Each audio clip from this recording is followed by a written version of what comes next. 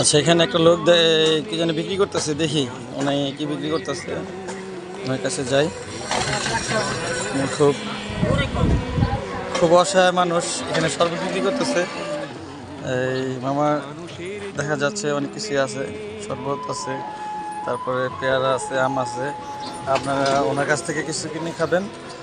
উনি খুব অসহায় মানুষ, উনি কিছু করে খেতে পারতেছে না, এই শরবত বিক্রি করে খায়। কিন্তু কোনো কিছু প্রয়োজন না হয় তারপরেও কিন্তু কোনো কিছু কিনে খাবেন, ওদের কাছ থেকে কিনলে আপনারা লাভবান হবেন। আশা করি আল্লাহ আপনাদের কাছে অনেক কিছু দিবে। মামা, এখানে কি বিক্রি করতেছেন আপনি? এখানে আমি শরবত দিচ্ছি, আমের আচার, পেয়ারার আচার হ্যাঁ। বিক্রি করে কেমন টাকা ইনকাম হচ্ছে আপনার?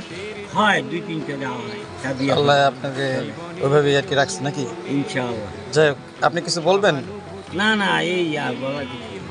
আপনার আমের আচার বা যে শরবত এগুলা বিক্রি না করার না, জন্য চলবো। মানুষ আসতে বলেন। মানুষ আসবে, খাবে, ইনশাআল্লাহ আমার জন্য দোয়া করবে। ইনশাল্লাহ ইনশাল্লাহ। আচ্ছা, ঠিক আছে, ভালো থাকবেন।